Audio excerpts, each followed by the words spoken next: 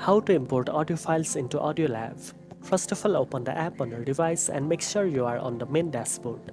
Next, select any tool from the available options such as Stream, Merge, Convert and others. Once you have selected the tool, browse through your device storage and locate the audio file you want to edit. After finding the audio file, tap on it to import it into AudioLab.